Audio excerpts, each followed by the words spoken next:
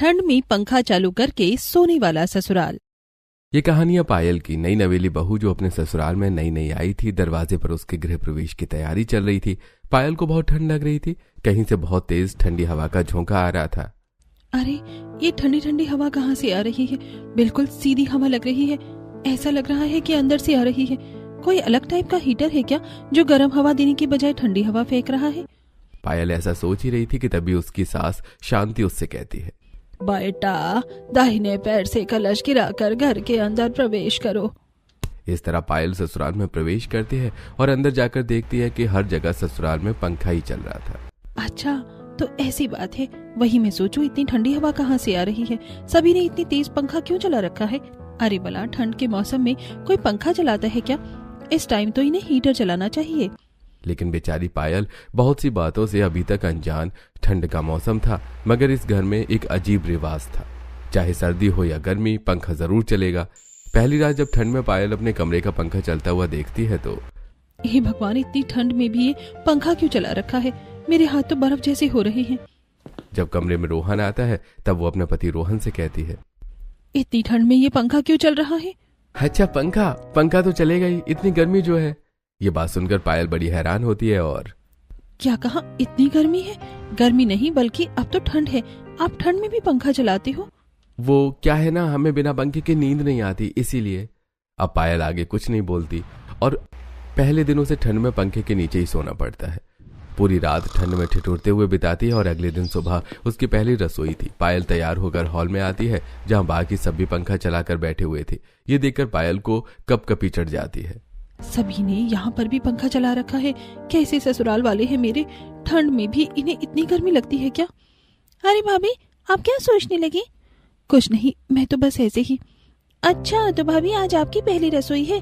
बताइए आज आप हमें क्या बनाकर खिलाएंगी? जो आप कहीं मैं वही बनाकर खिला दूंगी।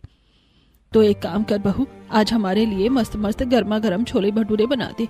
बहुत समय हो गया छोले भटूरे खाए हुए। छोले भटूरे खाकर मजा ही आ जाएगा। ठीक है मैं अभी बना देती हूँ। पायल रसोई में खाना बनाने जाती है। वो रसोई में जाती है और उनका ओपन किचन था जिसकी वजह से बाहर चल रहे पंखे की हवा भी रसोई तक आ रही थी। बाप रे, पंखे की हवा तो यहाँ तक किचन में भी आ रही है। अब मैं कैसे लोगों को क्या बोलूं? पंखा बंद करने के लिए भी नहीं कह सकती। आज घर में पहला दिन है, बोलेंगे कि आज से ही मेरे नखरे शुरू हो गए। ओह मुझे तो बहुत तगड़ी ठंड लग रही है। पायल ठिठुरते हुए जैसे तैसे करके सबसे पहले मैदे का आटा तैयार कर देती है और उसके ऊपर एक कपड़ा ढककर उसे साइड रख देती है। तब वो छोले उबाल कर उसमें दालचीनी और बाकी खड़े मसाले का छौंक तैयार करके छोले की भी सब्जी बना देती है।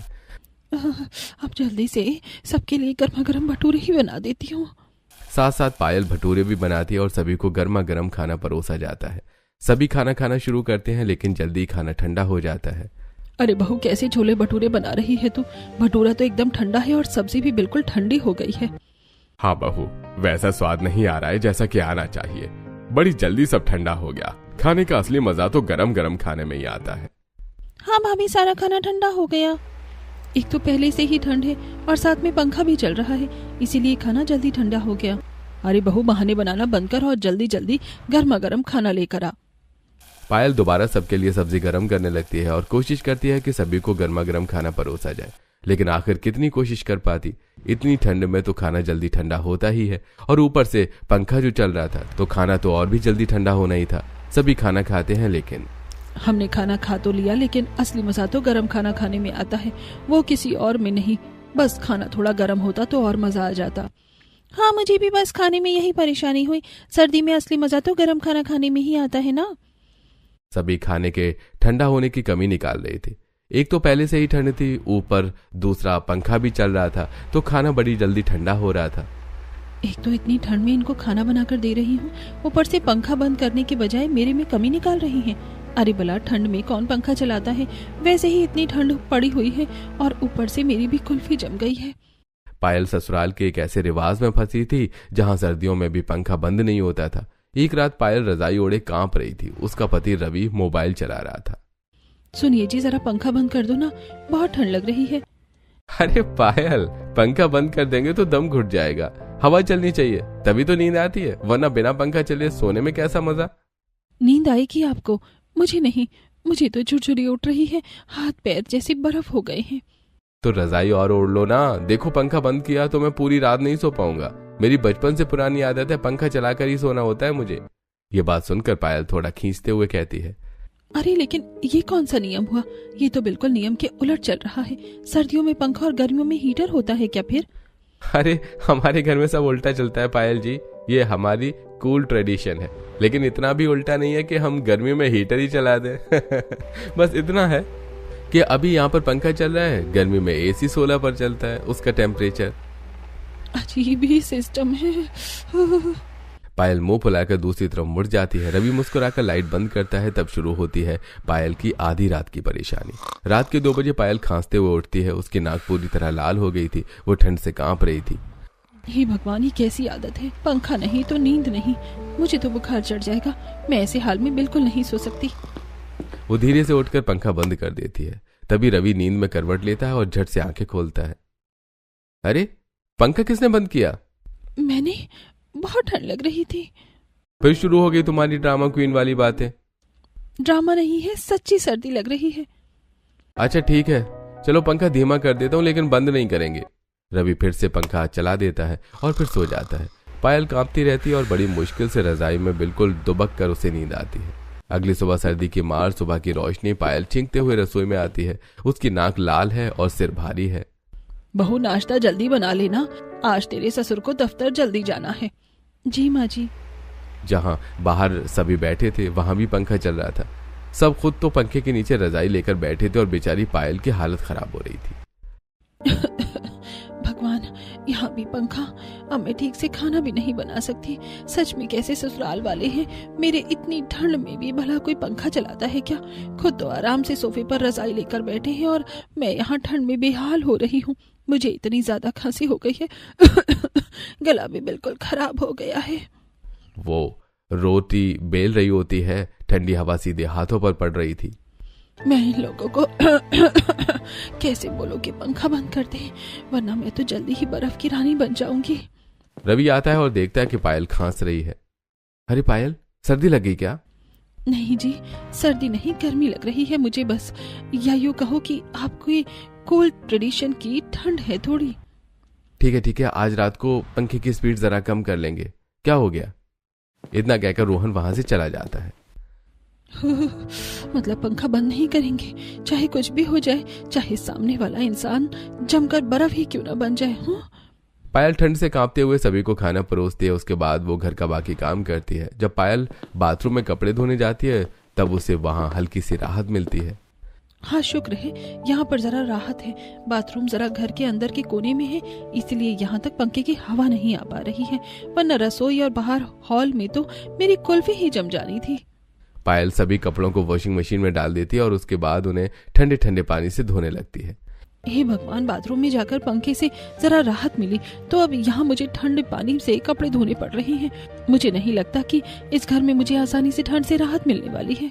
कपड़े धोने के बाद पायल छत पर कपड़े सुखाने गई थी। वो कपड़े सुखा रही थी और पूरी रात पंखे के नीचे सोने पर और पंखे और ठंडे पानी में ही काम करने के बाद पायल की हालत जरा नाजुक हो गई थी। उसे ठंड लग गई थी। चलो, कपड़ों का काम तो खत्म हो गया, शुक्र है। लेकिन मुझे अच्छा खासा सर्दी जुकाम भी हो गया है। अभी थोड़ी देर छत पर ही रुक जाती हूँ, यहाँ पंखा नहीं चल रहा तो थोड़ी राहत तो मिल रही है। पायल काफी देर पंखे से बचने के लिए छत पर ही रुक जाती है। तब लेकिन ऐसी छत पर भी कब तक छुपूंगी? मुझे तो घर वालों से बात करनी ही होगी। कुछ ही दिन में इतनी हालत खराब हो गई आगे चलकर, वरना मेरा पता चले क्या ही हाल होगा। उस दिन तो पायल पंखे की स्पीड कम कर लेती है और अपने लिए 2 रजाई ले लेती है, जिसे देखकर रोहन उससे कहता है, अरे तुमने भला 2 रजाई क्यों ले लिए? इतनी रजाई का क्या करोगी? अच्छी, क्या करूंगी? कुछ नहीं, अभी इन्हें बेचने के लिए जा रही हूँ। अरे करना क्या है, इन्हें इतनी सर्दी में ओढ़कर सोऊंगी मैं आराम से, वरना पिछले 2 रातों से तो मैं ठीक से सोई भी नहीं हूँ। एक तो ठंड, ऊपर से ये पंखा कहाँ मुझे चैन से सोने देता है। तुम भी ना बड़ी नाजुक कली हो, तुम्हें कुछ ज्यादा ही सर्दी लगती है। इतनी तो ठंड भी नहीं है। अगर पंखा नहीं चलाएंगे तो एक तो ऊपर से मच्छर परेशान करते हैं और साथ ही हमें घर में घुटन महसूस होती है। तुम्हें पता नहीं इतनी ठंड क्यों लग रही है। इतनी सर्दी में काम कीजिए, तब पता चलेगा। आप सभी तो पंखा चलाकर आराम से रजाई में बैठ जाते हैं, लेकिन बिना रजाई में बैठे काम तो मुझे ही करना पड़ता है ना। अरे कोई बात नहीं, तुम्हें अभी आदत नहीं है, धीरे धीरे इसकी आदत पड़ जाएगी। इतना कहकर रोहन और पायल सो जाते हैं। रोहन तो आराम से खर्राटे मारकर सो रहा था, वहीं पायल दो रजाई में मुंह दुबकाकर बड़ी मुश्किल से सोने की कोशिश कर रही थी। अगले दिन सुबह पायल इस बारे में अपनी बाकी ससुराल वालों से भी बात करने की कोशिश करती है। मम्मी जी, क्या थोड़ी देर के लिए आप पंखा बंद कर देंगी? मैं ठीक से काम नहीं कर पा रही हूँ, मुझे बहुत ठंड लग रही है। अरे बेटा, इतनी भी ठंड कहाँ है जो तुझे ठंड लग रही है। अगर इतनी ही ठंड लग रही है तो तू भी शॉल ओढ़ ले, और वैसे भी काम करते हुए इतनी ठंड भला कहाँ लगती है। लेकिन मम्मी जी, ठंड में पंखा चलाने की वजह से मेरी तबीयत भी खराब हो गई है, मुझसे काम करना बहुत मुश्किल हो रहा है। अरे बेटा, तू भी ना कुछ ज्यादा ही छुई मुई बन रही है, इतनी सी ठंड में भी भला कोई परेशान होता है। कोई बात नहीं, जब तू इस तरह काम करेगी तो धीरे धीरे तुझे भी आदत पड़ जाएगी। पहले मुझे भी लगता था, लेकिन बाद में मुझे भी आदत पड़ गई। लेकिन मम्मी जी, अगर आप पंखा नहीं चलाएंगे तो आपको इतना मोटा कंबल लेकर बैठने की कोई जरूरत नहीं होगी, और मुझे भी शॉल या इतने एक्स्ट्रा कपड़े पहनने की जरूरत नहीं होगी। ठंड तो वैसे भी है, लेकिन पंखा चलाकर हम ठंड और ज्यादा ही बढ़ा रहे हैं, और कुछ नहीं। अरे भाभी, हमें बिना पंखे के बिल्कुल भी अच्छा नहीं लगता। जब तक हमें हवा नहीं लगती तब तक हमें मजा नहीं आता। गर्मियों में भी हम 16 पर एसी करके सोते हैं। हमें इसी तरह हवा में रहने की आदत है, वरना हमें घुटन होने लगती है। गर्मी में भी हम इतने मोटे कंबल लेकर सोते हैं, बिल्कुल शिमला रहने जैसा एहसास होता है फिर हमें। ये बात सुनकर पायल अपना माथा ही पीट लेती है और कहती है, इसे अच्छा एक बार जाकर शिमला ही घुमाते। जितना यहाँ बिजली का बिल बढ़ा रहे हैं, कम से कम असली शिमला में होने का तो एहसास होता, जो यहाँ नकली शिमला बना रखा है।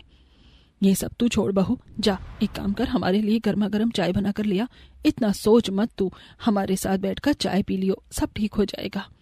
शांति और रिया खुद तो सोफे पर बड़ा सा कंबल लेकर आराम से बैठी थी।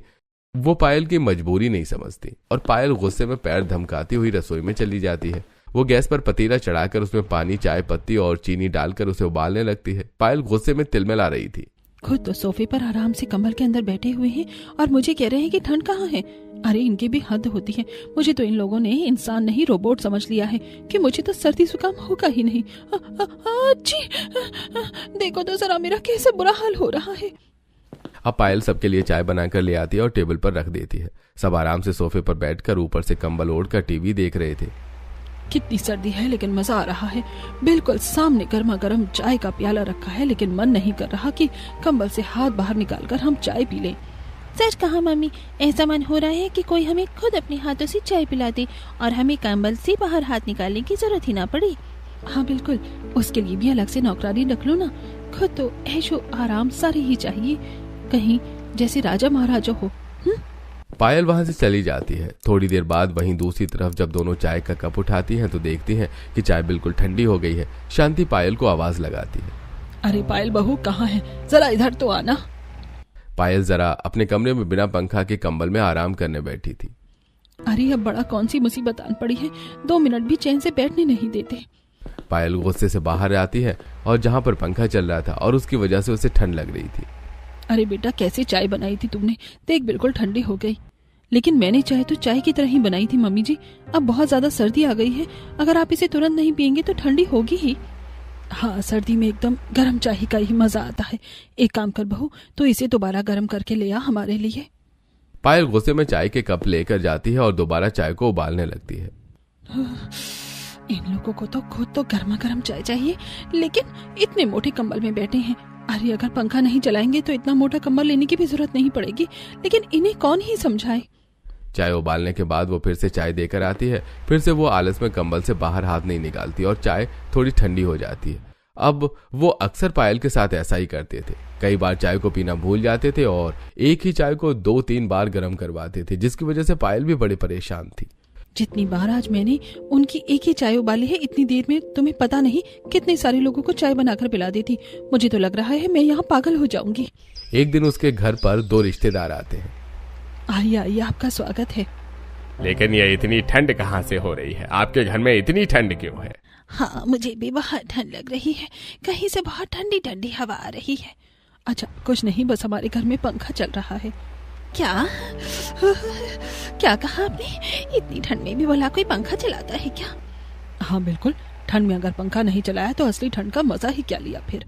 इस बात पर दोनों मेहमान बड़े हैरान थे। वो घर के अंदर आ तो जाते हैं और सोफे पर भी उन्हें ओढ़ने के लिए कंबल दिया जाता है, क्योंकि ऊपर पंखा जो चल रहा था। अरे कंबल ओढ़ने से अच्छा तो है पंखा ही बंद कर दो, फिर इस कंबल की भी जरूरत नहीं पड़ेगी।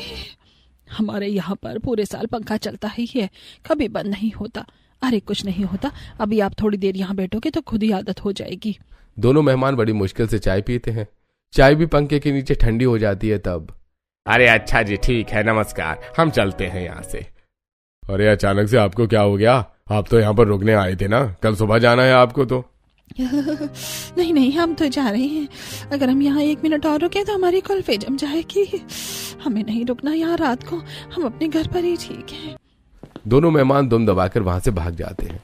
अरे पता नहीं इन दोनों को क्या हो गया, बड़े अजीब हैं। अजीब वो नहीं, अजीब आप लोग हैं, पंखा चलाना है।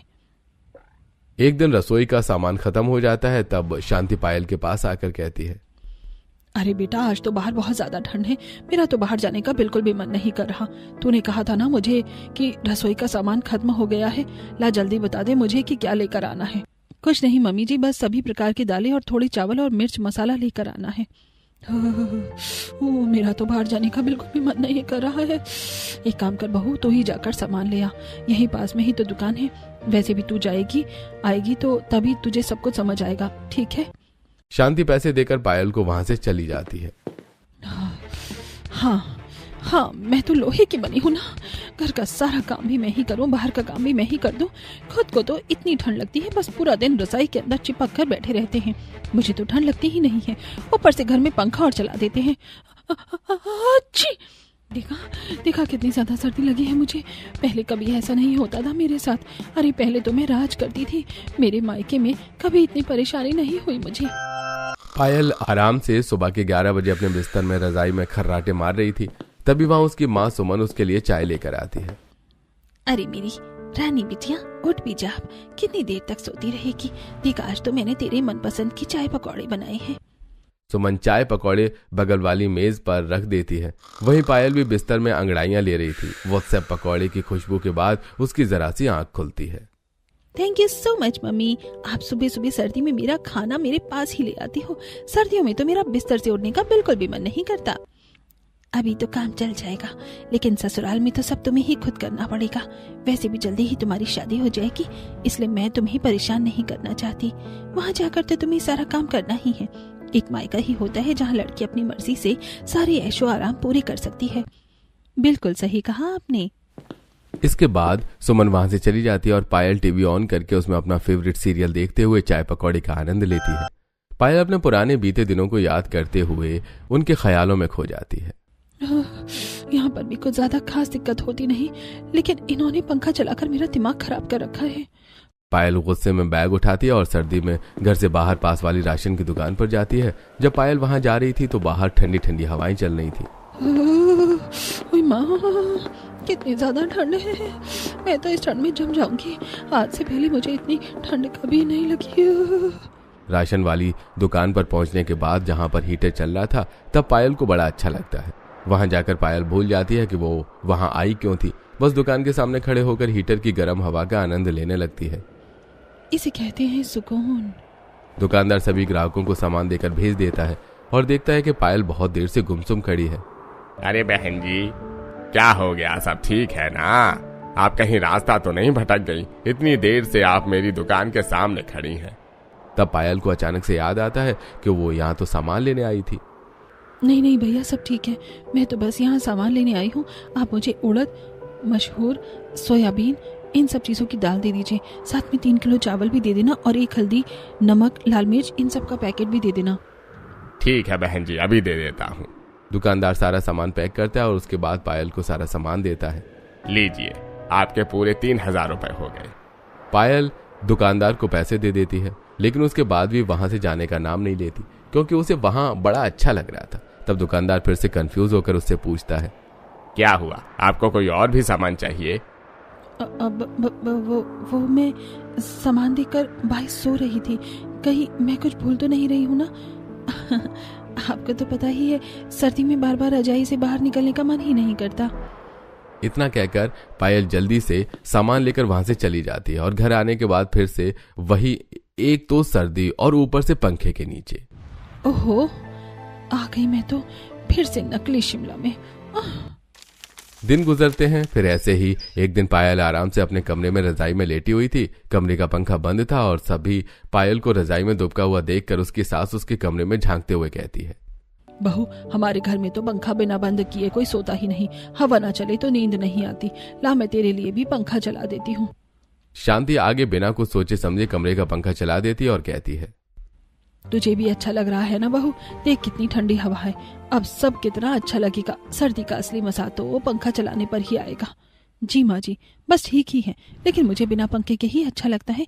पंखे में बहुत ठंड लगती है मुझे। कोई बात नहीं, तुझे भी जल्दी ही आदत पड़ जाएगी। तू तो रजाई ओढ़ ले तो ठीक लगेगा। वैसे भी पंखा चलाना हमारी परंपरा है, परंपरा। देखियो, तुझे भी एक दिन आदत जरूर पड़ जाएगी। इतना कहकर शांति वहां से चली जाती है। पायल जल्दी से उठकर गुस्से में पंखा बंद कर देती है और वापस लेट जाती है। भला पंखा चलाकर 2 रजाई होने का क्या ही फायदा? इससे अच्छा बिना पंखे के एक रजाई में काम चल जाएगा ना। कैसे लोग हैं? कभी कभी परंपरा जरूरी होती है, पर अगर वो किसी की सेहत को नुकसान पहुंचा दे तो क्या वो सही है? और ये भला पंखा चलाने की परंपरा कैसे हुई? अगली सुबह पायल खांस रही थी, आंखों में नींद। वहीं दूसरी तरफ रमेश अखबार पढ़ रहा था। क्या बात है बहू, तबीयत ठीक नहीं लग रही है क्या? जी पापा जी, बस थोड़ी ठंड लग गई थी। रात में पंखे की हवा से मुझे इस तरह पंखे में सोने की आदत नहीं है ना। और फिर अब ठंड का भी मौसम शुरू हो गया है। ठंड में पंखा नहीं सुहाता। अरे बेटा, ऐसे नाजुक नहीं बनते, जरा मजबूत बनो। अभी अगर इतने में से ही तुम्हारी हालत खराब हो जाएगी तो जीवन में बाकी परिस्थितियों का सामना कैसे करोगे तुम भला? वाह, कितनी अच्छी बात कही है पापा जी ने। अरे ऐसी बेवकूफ हैं, पहले काम करने से हमारी भला हिम्मत कैसे बढ़ेगी और हम मजबूत कैसे बन जाएंगे? हे भगवान, बचा ले मुझे। अच्छा बेटा, हम सबके नहाने के लिए पानी गर्म कर देना। पायल रॉड की मदद से सभी के लिए नहाने का पानी गर्म कर देती है। तब सभी हॉल में पंखे के नीचे बैठे थे। पायल वहां जाकर, मैंने पानी गर्म कर दिया है, अब आप सब बारी बारी नहा लीजिए। अजी, पहले आप नहा लीजिए। अरे नहीं भाग्यवान, मैं अभी ही तो रजाई में बैठा हूँ। एक काम करो, पहले तुम नहा लो। नहीं नहीं, मैं अभी ही रजाई में बैठी हूँ। मैं अभी नहीं नहाऊंगी। हाँ, मैं भी थोड़ी देर बाद नहाऊंगा। लेकिन मैंने पानी गर्म कर दिया है, वरना पानी ठंडा हो जाएगा। मुझे हर रोज इस चक्कर में बार बार पानी गर्म करना पड़ता है। एक काम कर रिया, जल्दी से तू जाकर नहा ले। लेकिन मम्मी, मैं भी तो अभी ही रजाई में बैठी थी, अभी मेरा मन नहीं है। इस तरह सभी एक दूसरे को बोल बोल कर बात को टालते रहते हैं। पायल को गुस्सा आ जाता है और वहां से वो चली जाती है। वो लोग अक्सर ठंड में आलस के चक्कर में हर काम को टाल देते थे और पायल को वो काम दोबारा करना पड़ता था। एक दिन पायल कुछ काम से पड़ोसन के घर जाती है। अरे पायल बहू, आजा, कैसे आना हुआ? कुछ नहीं आंटी जी, बस थोड़ी सी चीनी चाहिए थी, इसीलिए। क्या आप मुझे 1 कटोरी चीनी दे दोगी? हाँ ठीक है, मैं अभी लाकर देती हूँ। शीला अंदर से 1 कटोरी चीनी लेकर आती है और पायल को देते हुए कहती है, एक बात बता बहू, तुम्हारे घर पर सब ठीक तो है ना? तू हर रोज मुझे कभी कुछ सामान मांगने आ जाती है, लेकिन फिर तू अचानक ही शाम को मुझे वो सामान वापस भी देने आ जाती है। जो सामान तू सुबह लेकर जाती है, शाम को भी लौटा देती है। क्या चल रहा है? नहीं आंटी जी, ऐसा कुछ नहीं है। घर में राशन पूरा है, बस मैं कई बार भूल जाती हूँ कि सामान खत्म हो गया है। फिर अचानक से मैं कहाँ से लेकर आऊँ, इसलिए आपके पास लेने चले आती हूँ। मैं जरा भुलक्कड़ हूँ ना, इसलिए ऐसा हो जाता है। अच्छा, कोई बात नहीं, होता रहता है। अभी तुम्हारे लिए सब नया नया है, इसलिए ऐसा हो रहा है। धीरे धीरे तुम्हें सबकी आदत पड़ जाएगी। उनसे बात करके पहले उनके घर से बाहर निकलती है और अपने घर की तरफ बढ़ती है। भगवान का लाख लाख शुक्र है कि मैं बाल बाल बच गई, वरना आज तो मेरी चोरी पकड़ी जाती। उन्हें क्या पता कि मैं वहाँ सामान मांगने नहीं, घर में तो पूरा चीनी का डब्बा भरा हुआ रखा है। हकीकत तो कुछ और ही है। मैं तो वहाँ पर हीटर की गर्म हवा खाने जाती हूँ। अब शाम को फिर से चीनी लौटा जाऊंगी, फिर से हीटर की हवा खा कर आऊंगी। इतना कहकर पायल अपने घर के अंदर आ जाती है और फिर से वही नजारा, ऊपर गोल गोल घूमता पंखा। इस घर का पंखा तो मेरी जान लेकर रहेगा। पूरे घर में कहीं पर भी मेरा पीछा नहीं छोड़ा जाता है। एक तो पंखे की वजह से पायल की हालत खराब थी, दूसरा उसके ससुराल वाले उसे एक ही काम सर्दी में आलस की वजह से कई बार करने को कहते थे। तीसरा, पायल घर की ठंड से बचने के लिए बाहर या छत पर अपना समय थोड़ा निकालने की कोशिश करती थी। घूम फिर कर यही 3 चीजें हर रोज होती थी उनके घर में। एक दिन जब सभी खाना खा रहे थे तब, अरे बहू, ये खाना बिल्कुल भी अच्छा नहीं लग रहा। बता, बिल्कुल ठंडा हो गया है। सर्दी में ऐसा खाना कौन खाता है? हाँ बेटा, बिल्कुल भी मजा नहीं आ रहा है। खाना गर्म होता तो उसका असली मजा आता है। ठीक है, मैं दोबारा खाना गर्म करके लेकर आती हूँ। पायल गुस्से में सारा खाना लेकर जाती है और दोबारा सारे खाने को गर्म करती है।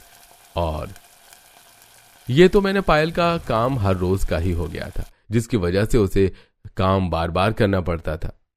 अब बस बहुत हो गया, इनके लिए मुझे चाय भी 10 बार गर्म करनी पड़ती है। इन्हें तो बस कंबल से हाथ बाहर निकालकर कप पकड़ने में भी सर्दी लगती है, लेकिन इतनी सर्दी मुझे बार बार एक ही काम करने के लिए कितना ही परेशान करते हैं। खाना बार बार गर्म करती हूँ, उनके नहाने का पानी भी बार बार गर्म करती हूँ। सच में परेशान हो गई हूँ मैं तो। अब तो मुझे कुछ करना ही होगा। अब पायल ने ठान लिया था कि वो कुछ तो करेगी। उस दिन तो वो सभी को खाना गर्म करके दे देती है, लेकिन अगले दिन जब वो सबको चाय बनाकर देती है तो मैं बाहर सामान लेने जा रही हूँ, मैंने सबकी चाय बना दी है, पी लेना। हाँ ठीक है। शांति रमेश दोनों कंबल में बैठकर टीवी देख रहे थे। पहले तो उन्हें बड़ा आलस आ रहा था, लेकिन जब कप लेते हैं तो ठंडी हो गई थी। अरे बहू आजा, एक बार चाय गर्म कर दे। अरे बहू अभी बता कर गई तो थी कि वो बाजार गई है। ओहो, चाय गर्म करवानी थी, अब ठंडी चाय पीने का तो मजा नहीं आएगा। अब शांति खुद ही रसोई में उठकर जाती है और चाय गर्म करती है, फिर वापस चाय लेकर आती है। इतने समय बाद वो रजाई से बाहर निकली तो उसे भी पंखे की हवा में ठंड लगती है। जल्दी हटो, मुझे भी रजाई में बैठने दो, बहुत ठंड लग रही है। बिना रजाई के तो सच में कितनी ठंड लगती है। शांति दोबारा रजाई में बैठ जाती है और थोड़ी देर बाद फिर से चाय पीते ही तो दोबारा ठंडी हो जाती है। ओहो, फिर से चाय ठंडी हो गई। पता नहीं इतनी जल्दी चाय ठंडी कैसे हो जाती है। अब मैं नहीं जाऊंगी दोबारा गर्म करने, अब आप गर्म कर लेकर आओ। इस बार रमेश चाय गर्म करने जाता है और उसको भी उतनी ही सर्दी लगती है, क्योंकि पंखा जो चल रहा था। बिना कंबल के सर्दी तो लगेगी। वो भी चाय गर्म करके लाता है, जल्दी से कंबल में बैठ जाता है। थोड़ी देर बाद फिर से चाय ठंडी हो जाती है। अरे दोबारा चाय ठंडी हो गई, शायद पंखे की वजह से हो रहा है। अब ठंडी ही चाय पी लेते हैं। अगले दिन जब पायल उनके नहाने के लिए पानी गर्म कर देती है, पहले वो सभी को बोल बोल कर थक जाती है कि नहा लो, लेकिन जब शांति सच में नहाने जाती है तो अरे बहू, पानी ठंडा तो नहीं हुआ ना, गर्म है ना? हाँ मम्मी जी, बिल्कुल, पानी बिल्कुल ही गर्म है, आप आराम से नहाइए। शांति नहाने चली जाती है, लेकिन पानी बिल्कुल ठंडा था और बाथरूम से बाहर सभी को बहुत तेज चिल्लाने की आवाज आती है। अब आया ना मजा, मुझसे पहली बार पानी गर्म करवाते थे ना, अब आज ठंडे पानी से नहाकर कैसा लगेगा? वहीं दूसरी तरफ रमेश और रिया के साथ भी ऐसा ही होता है। वो दोनों भी उस दिन गलती से ठंडे पानी से नहा लेते हैं, जिससे तीनों की हालत बहुत खराब हो जाती है। सच में इतना ठंडा पानी था कि बस पूछो ही मत। बहू, तूने पानी गर्म क्यों नहीं किया था अच्छे से? मम्मी जी, मैंने तो आपको कहा था कि पानी गर्म हो गया है। अब आप लोग ही बार बार काम करने में देर करते रहते हैं। मैं दूसरे काम में लग गई, मुझे पता ही नहीं चला। सच में हालत बुरी हो गई है। अरे मुझे भी बहुत ठंड लग रही है, पंखा तो अब अच्छा ही नहीं लग रहा है। बहू एक काम कर, पंखा बंद कर दे। ठीक है पापा जी, जैसा आप कहें। अब सभी की तबीयत इतनी खराब हो गई थी कि सभी खुद पंखा बंद करने लगे थे। बंद रहता तो ठंड भी कम होती, जिसकी वजह से एक ही कंबल या रजाई में काम चल जाता था। पता नहीं जब से हम बीमार हुए हैं ऐसा क्यों लग रहा है कि अचानक से ठंड कम हो गई है। हाँ, और आजकल चाय भी जल्दी ठंडी नहीं हो रही है और ना ही खाना ठंडा होता है। सच में ये तो चमत्कार हो गया। तब पायल वहां आती है और उन्हें कहती है, ये कोई चमत्कार नहीं हुआ है, सिर्फ एक पंखा बंद करने का परिणाम है। पहले हमेशा पंखा चलता रहता था, इसलिए आप लोगों को इतनी ठंड लगती थी कि आप लोग बिना कंबल के घर में भी नहीं घूमते थे। एक तो पहले से ही ठंड में ठंडी हवा चलती है, ऊपर से पंखे की ठंडी हवा, उसकी वजह से खाना जल्दी ठंडी हो जाता था। हाँ, जब से हमने घर में पंखा बंद करना शुरू किया है उसके बाद से ही ये सब ठीक हुआ है। देखो, मैं तो आपको पहले से ही कहती थी कि पंखा बिना वजह ही चलता रहता है। एक तो पहले ही इतनी ठंड है, ऊपर से पंखे की जरूरत नहीं होती। अब मेरी भी तबीयत ठीक रहने लगी है, वरना पंखे के नीचे काम करने में मेरी तो हालत हमेशा खराब रहती थी। सही कहा बहू तूने, जब हमारी तबीयत खराब हुई और डॉक्टर ने हमें पंखा बंद करने को कहा तब हमें अकल आई, वरना हम कहाँ तेरी बात समझने की कोशिश कर रहे थे। हाँ, बिना पंखे के भी सर्दी का असली मजा है। इस तरह उन्हें ये बात समझ आ जाती है कि बिना पंखा चलाए भी सब ठीक है। जरूरी नहीं कि पंखा चलाकर ज्यादा सर्दी का एहसास लिया जाए। सर्दी तो सर्दी है। उस दिन के बाद से सभी ससुराल वाले बिना पंखे की सर्दी में रहने लगे।